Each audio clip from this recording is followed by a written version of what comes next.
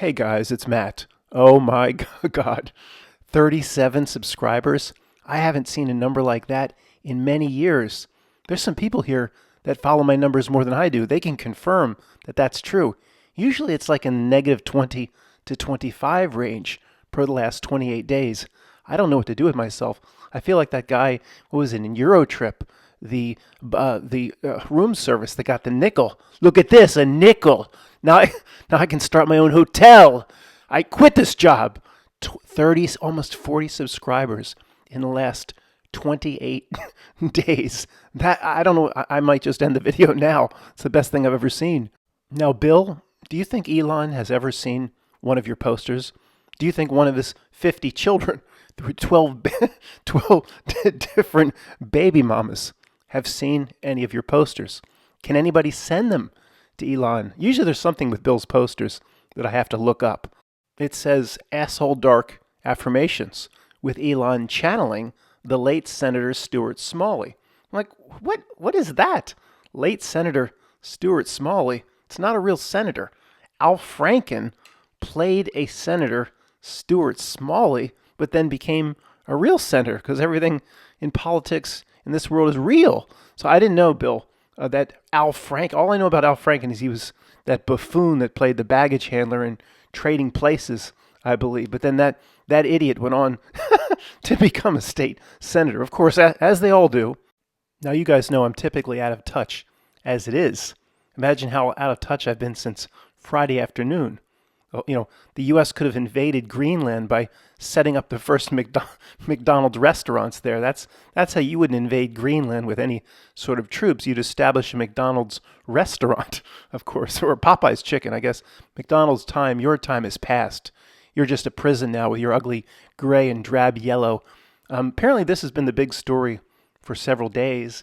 And if this is the biggest story in the world, again, we congratulate ourselves that things could be a lot worse. Federal funding standoff as Harvard weighs next moves. Concerns over funding come as the nation's oldest and richest university faces threats to its tax-exempt status and international student enrollment. Oh, shit. People are going to stop coming. They're holding back $2 billion, they say, of, quote, grants and funding. Okay, I can see there being payments for lab work and contracts. They're probably working on a new strain of Franken mosquito, all the crazy stuff, mRNA, DNA, all the sick shit that they're working on. Hey, they need to be paid for that. But just general funding, like the federal government gives general funding to Harvard, like they would give West Virginia University or Appalachian State. Yeah, this is what I thought. Their doors may have to close. We may have to close our doors. I just Google searched, how much money is in the Harvard endowment? That's where the Belinda and Melvin P. Gates Foundation sends their money. As of 2024, so it's even higher now. Harvard University's endowment fund is valued at approximately $53.2 billion. That's billion, not million. A million isn't very much money anymore, Dr. Evil. This makes it the largest university endowment in the world. The endowment's value increased from $50.7 billion at the end of fiscal year 2023. So it basically is taking in $3 to $4 billion a year. And that's just what the endowment gets. When the federal government pays for its sick contract work, it doesn't go to the endowment. Basically, if anything were real, the U.S. government's holding back $2 billion, and this is the biggest news story for about 4 days. Harvard should just say, yeah, so. It would be like the son of a multi-billionaire in a private school, somebody stealing a quarter and saying, now you can't buy lunch. It doesn't make any sense. Guys, I want to point something out for a second. That $53 billion endowment, that's not the general fund. When somebody needs to go buy toothpicks or we're out of Staples, that's not the money they use. That's what sits off to the side as investments. It's not the general fund. When students pay in their tuition, they pay. Oh, they've given those that make, the poor people that make under $200,000 a year. Look at those idiots. These are the poor paupers. Their parents can't afford to shit. They don't even make $200,000 a year. Those sons of bitches get it for free. Well, they really can't afford that. When the students pay tuition at Penn State, they call it the bursar office. I don't know what the hell a bursar is. That's the endowment is not that fund. That's something different. So one can assume there's 5 to 10 billion somewhere else for an amount in total that's somewhere around $60 billion. How much money is that? Well, remember we looked at the destruction of Berlin, after World War II.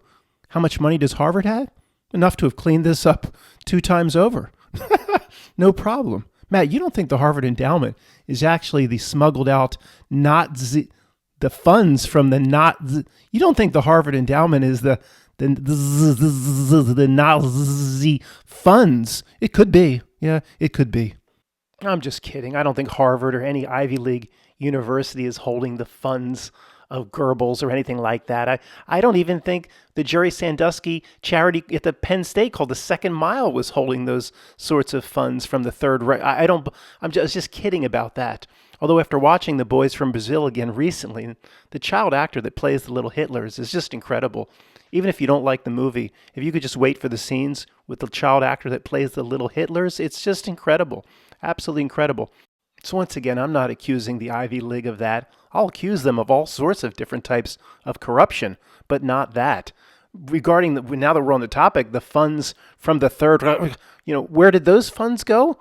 Maybe here, Vanguard and Fidelity. These funds are here to hide the old money. All the old money is in these funds. I do believe this. This isn't a joke anymore, by the way. It's hard to tell when I'm joking, when I'm serious, or a reciteer. I'm sorry for that. Reciteer. It's one of my favorite topics of all time. There's no possible way the old money from the Gilded Age and the names we know could be gone. Maybe 1 or 2 families squandered it away, but for the other 8 to 10 biggies, it's just not possible. You don't have to do anything but reinvest the dividends. These stories about Anderson Cooper struggling to get money out of whatever remains from Vanderbilt. I mean, it's a joke. It's an absolute joke. So whatever little money that they still need, they don't need much. Whatever they have, each family probably has a few trillion sloshing around. I don't think you just can't hide any more than that. So they few trillion, and they don't need any money. They probably don't need passports. It's in the Vanguard and Fidelity funds. I doubt they pay any percentage fees the way you do. See, Vanguard's got what is that, the ship? Is that a representation of the old East India Company? Oh, East India, West India Trading Company, or Dutch West India Company, whatever. Controls world trade for roughly 100 years. Or I'm not an expert at it, maybe even more. Controls, no, what part of world trade, says Norm, the bathtub rebel? All of it.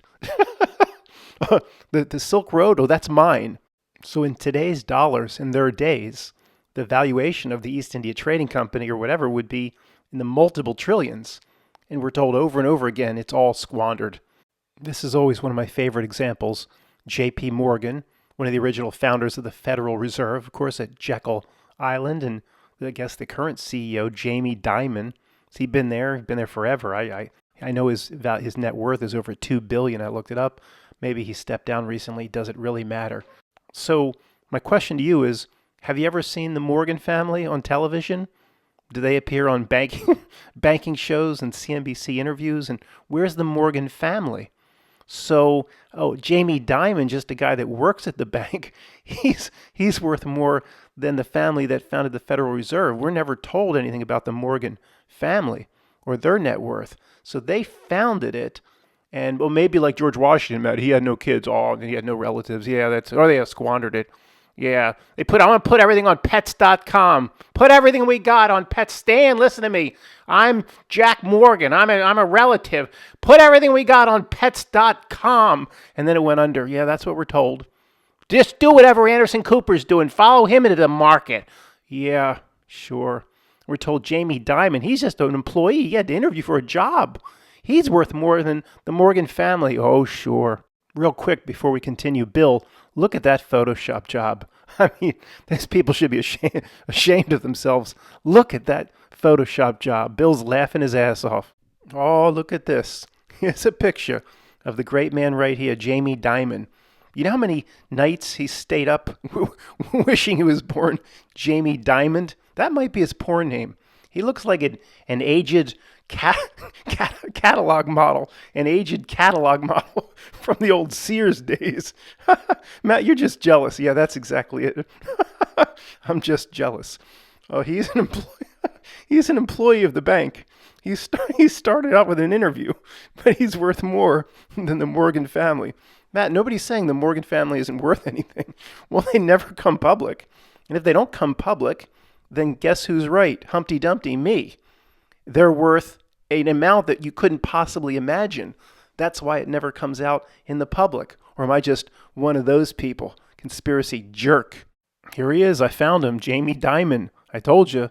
Sears catalog underwear model, 1970 something. I don't know the exact date. I believe this catalog's 78, but we're not sure. He actually brought the catalog along to the interview at JP Morgan Chase.